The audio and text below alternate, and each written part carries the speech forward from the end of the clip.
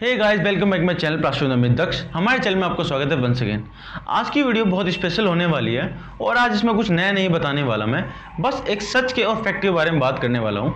मैंने बहुत सारी वीडियो में एक्सप्लेन किया हुआ है प्लास्टिक पॉल्यूशन कैसे जनरेट होता है, उसे कैसे रिसाइकिल करते हैं, क्या क्या प्रोसेस होती हैं और कैसे कैसे चीज़ें हमें उसके सही गलत मेरिट डिमेरिट्स हम दोनों चीज़ें पढ़ रखी हैं और मैंने बहुत डीपली एक्सप्लेन किया हुआ है।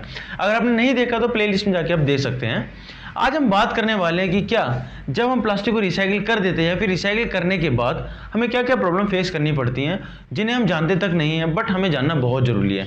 सबसे पहले हम बात करते हैं फैक्ट ऑफ रिसाइकिल्ड प्लास्टिक। जब भी हम प्लास्टिक को रिसाइकिल करते हैं या फिर प्लास्टिक जो रिसाइकिल्ड हमें आउटपुट मिलता है उसके पीछे का सच है वो हम जानते हैं इस वीडियो में। सबसे जो पहला पॉइंट है हमारा वो आता है हमारा save environment waste generation. Plastic recycle करने का एक सबसे बड़ा मोटिव क्या था? अपने एनवायरनमेंट को बचाना, जो नेगेटिव इम्पैक्ट शो करता है हमारे जो प्लास्टिक लॉन्ग टर्म तक माइक्रो प्लास्टिक में स्प्लिट होती है, डिस्पर्स होती है हमारे एनवायरनमेंट में, और वो फूड के थ्रू और ऑक्सीजन के थ्रू जिसे हम कंज्यूम करते हैं, जिससे हमारा प्रेजेंट जनरेशन और फ्यूचर जनरेशन दोनों हार्मफुल और नेगेटिव इम्पैक्ट को फेस कर रहा है, जिससे बहुत सारे प्रॉब्लम फेस करते हैं।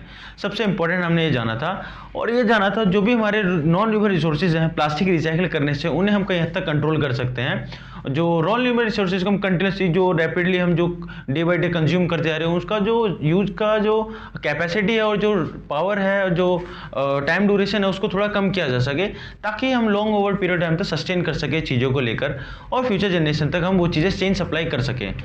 प्लास्टिक रिसाइकिल करने का मोटिव ये था कि हम अपनी इकोलॉजिकल जो इम्बैलेंस होता है उसको बैलेंस कर सकें, ताकि चीज़ें सिस्टमेटिक चलते रहें, जो लॉट ऑफ हम जो बीमारियां और जो प्रॉब्लम फेस करें वो ना करनी पड़े। एक ये मोटिव था प्लास्टिक को रिसाइकिल करने का। बट क्या होता है, हम जब प्लास्टिक रिसाइकिल नहीं करते तो चीज़ें सारी नेगेटिव और रिवर्स होने लगती है, वाइस वर्सा होने लगती हैं, नेगेटिव इम्पैक्ट शो करने लगती हैं, बीमारी जनरेट कर रहे हैं, बहुत सारी प्रॉब्लम फेस कर रहे हैं।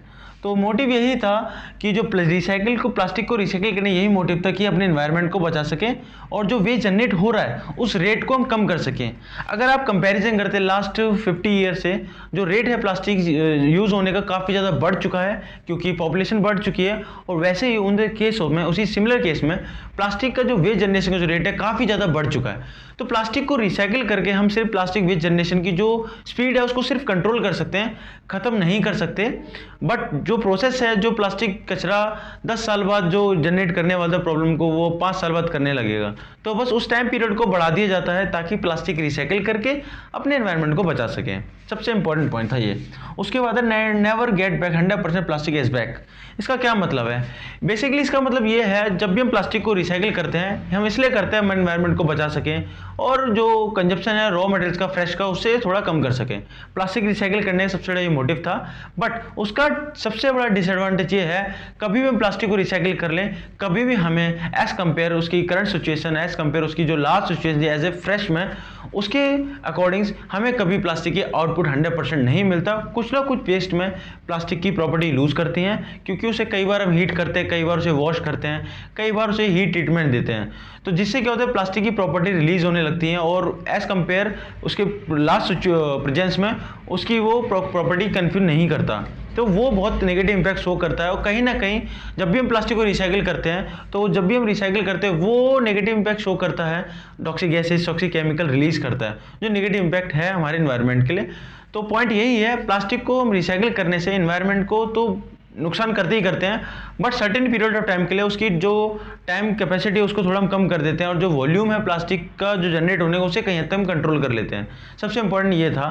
तो 100% कभी हमें रिसाइकिल नहीं मिलता आउटपुट, कुछ ना कुछ उसमें प्रॉपर्टी रिलीज होती हैं और वेस्ट भी जनरेट होता है और उसके साथ साथ टॉक्सिक गैसेस भी जनरेट होती हैं प्लास्टिक रिसाइकिल करने पर भी।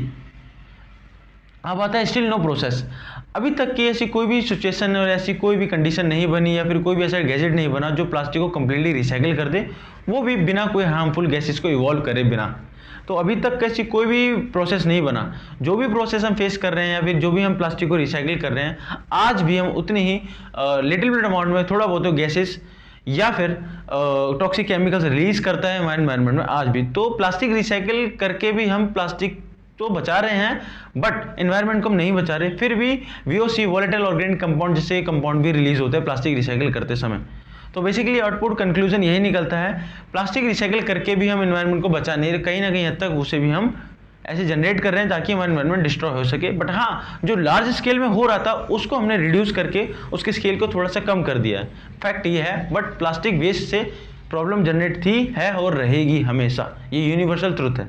अभी तक टिल डेट में, आगे फ्यूचर में कुछ भी हो सकता है, बहुत चीज़ें चेंज होती हैं। लास्ट पॉइंट आता है हमारा need, risk and danger recycles. मतलब इसका मतलब क्या है? प्लास्टिक रिसाइकिल करना is not a piece of cake. हमें जितना आसान लगता है वैसा होता नहीं है। 90% लोग कहते हैं प्लास्टिक की जो प्रोडक्ट है उसको कटिंग कर दो और उसे दोबारा इस्तेमाल कर लो, इसे रिसाइकिल करना कहते हैं। रिसाइकिल करना तो ये कहते हैं, बट ये एथिक नहीं है। बेसिकली प्लास्टिक रिसाइकिल करना एक बहुत बड़ा चैलेंज है, क्योंकि सबसे इंपॉर्टेंट बात है कि उसके अंदर हमें आइडेंटिफिकेशन होना बहुत ज़रूरी है। उस आइडेंटिफिकेशन ऑफ प्लास्टिक के साथ हमें कौन सा एप्लीकेशन उस पर इंप्लीमेंट करना है, प्लास्टिक जो रिसाइकिल कर सके, कौन सा ऑपरेशन लगाना है, वो बहुत ज़रूरी है। अगर उसमें भी 19-20 का कुछ भी डिफरेंस होता है, कुछ भी हो जाए, तो उसके बाद सबसे इंपॉर्टेंट जो चीज़ है वो हमारे जहाँ के जो लोग हैं, जो वर्कर लोकेलिटी में काम करने वाले, उनकी जान जा सकती है।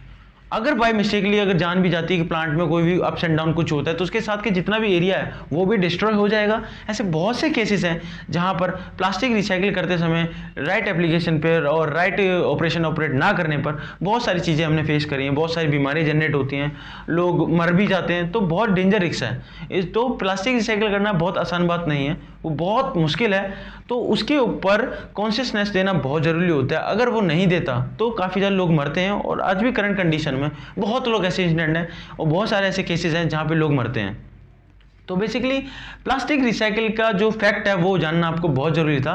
देखिए, मैं यहाँ प्लास्टिक को डिमोटिवेट करने के लिए आपको नहीं कर रहा, या फिर आपको प्लास्टिक के ऊपर इन्फ्लुएंस नहीं कर रहा कि आप प्लास्टिक प्रोडक्ट यूज़ करिए। मेरा मोटिव बस यही है बताने का कि अगर आप कोई भी चीज़ गेट कर रहे हैं, आप ये प्रेजेंस में हो, आज हो इस पृथ्वी पर, तो आपको पॉजिटिव और नेगेटिव दोनों इंपैक्ट आपको पता होने चाहिए। 90% जो प्लास्टिक को हम यूज़ तो करते हैं ऐसे अपनी डेली लाइफ को लग्जर बनाने के लिए, बट 90% जो हमारी थिंकिंग होती है वो नेगेटिव है, क्योंकि हम वो अपने अराउंड देखते हैं आसपास, बट उसका रीज़न नहीं जानते हैं।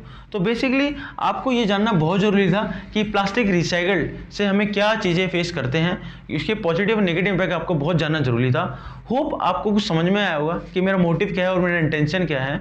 मेरा इंटेंशन यही है, मेंटालिटी चेंज करना और अपने एनवायरनमेंट को बचाना और फ्यूचर जनरेशन को बचाना, क्योंकि हम बहुत गंदी तरह से इस ट्रैप में फंस चुके हैं और हमें इसका दिखाई भी नहीं दे रहा है।